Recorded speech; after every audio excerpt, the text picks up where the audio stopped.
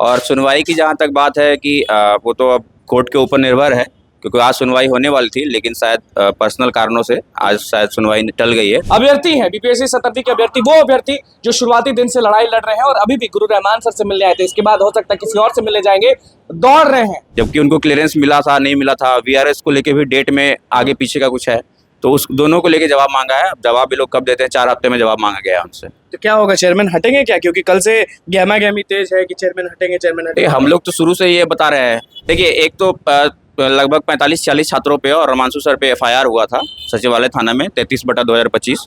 तो उसके अंतर्गत कुछ बच्चों का जो थाना में सचिवालय थाना में थे, उनके फ़ोन की जब्ती वगैरह बना के कोर्ट में भेज दिया गया है।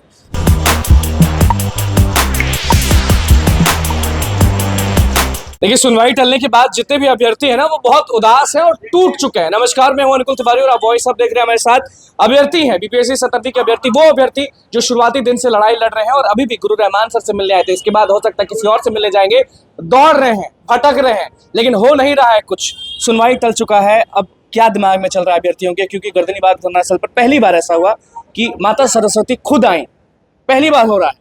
तो अब सुनवाई भी टल गया है, कुछ हो नहीं रहा, क्या होगा आगे? देखिए, वहाँ पे सरस्वती जी का पूजा हुआ है, क्योंकि सिर्फ ये आंदोलन छात्रों का है। तो अब छात्र पढ़ाई लिखाई से मतलब रखते हैं, तो पढ़ाई लिखाई के लिए तो आराध्य देवी सरस्वती जी ही है। तो इसीलिए हमने पूजा अर्चना किया है और उसका जो सही तरीके से भसान भी होगा।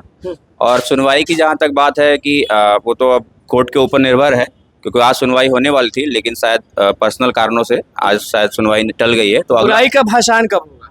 भसान बिल्कुल होगा, क्योंकि अब ये आपने देखा होगा सुप्रीम कोर्ट में भी एक पीआई डाला गया था। वो पीआई के बारे में चेयरमैन के खिलाफ उनकी नियुक्ति की प्रक्रिया को लेकर पीआई डाला गया था कि उसकी नियुक्ति में जो अनियमितता बरती गई है, उसको लेके था कि सही तरीके से उनकी नियुक्ति नहीं हुई है।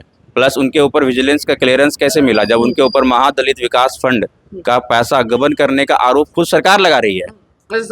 सरकार ने एफआईआर दायर किया है ना, उसके बाद भी उनको क्लियरेंस कैसे मिला? इसी को जवाब लेने के लिए वहाँ पर ब्रजेश सिंह जो हैं, वकील हैं वहाँ पे, एडवोकेट सीनियर सुप्रीम कोर्ट में, उन्होंने पीआई डाला था, जिसका नोटिस जारी किया है बीपीएससी चेयरमैन को, सरकार को, सुप्रीम कोर्ट ने, कि आप जवाब दीजिए, खास करके सरकार को, कि आपने कैसे नियुक्ति की उनकी, जबकि उनको क्लियरेंस मिला था नहीं मिला था, वीआरएस को लेके भी डेट में आगे पीछे का कुछ है, तो उस दोनों को लेके जवाब मांगा है। अब जवाब भी लोग कब देते हैं, 4 हफ्ते में जवाब मांगा गया है उनसे। तो क्या होगा, चेयरमैन हटेंगे क्या? क्योंकि कल से गहमा गहमी तेज है कि चेयरमैन हटेंगे, चेयरमैन हटेंगे। हम लोग तो शुरू से ये बता रहे हैं कि चेयरमैन जो है, उनकी जो फैसले है, उनके जो मीडिया में बयान है, सभी एक दूसरे से उल्टे हैं।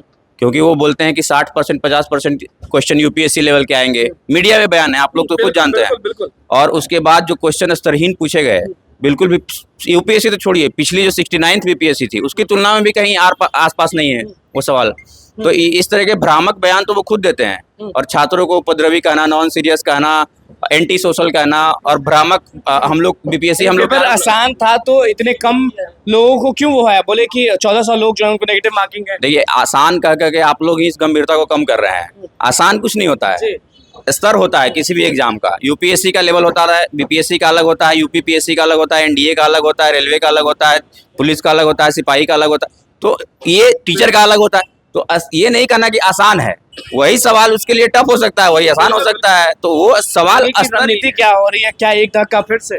देखिए, एक तो लगभग 45-40 छात्रों पे और रमांशु सर पे एफआईआर हुआ था सचिवालय थाना में 33/2025। तो उसके अंतर्गत कुछ बच्चों का जो थाना में सचिवालय थाना में थे, उनके फ़ोन की जब्ती वगैरह बना के कोर्ट में भेज दिया गया है। तो हम लोग पहले फ़ोन को हम लोग रिसीव करने के लिए प्रक्रिया में है, उसी क्रम में सर से मिलने आए थे। और दूसरी बात, आंदोलन की जहाँ बात रही, तो बच्चे जब से रिजल्ट आया ना, बच्चों में बहुत असंतोष है। तो बच्चे, आपको दिखा होगा 30 तारीख को वही असंतोष गर्दनीबाग में, और फिर वहाँ से मार्च में दिखा, और पूरी दुनिया ने देखा कि बच्चों में असंतोष है। क्योंकि बच्चे जिनका ज़्यादा मार्क्स आ रहा था उनका सिलेक्ट नहीं हुआ, कम आ रहा था उनका सिलेक्ट हो गया है।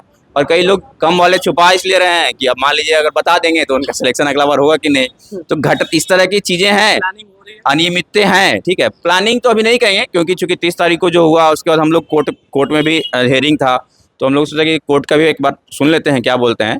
प्लानिंग इस तरह का कोई प्लानिंग नहीं है। हाँ, कोर्ट का इंतजार है, और सुप्रीम कोर्ट भी जाएंगे। अगर हाई कोर्ट से रिजेक्ट होता है तो हम लोग सुप्रीम कोर्ट भी जाएंगे। तो देख लीजिए, जो जोश है वो कम नहीं हो रहा है। देखना होगा कि आगे क्या होता है। तो बस हमारे चैनल को सब्सक्राइब करें, इस पेज को लाइक करें। कैमरा के साथ धन्यवाद।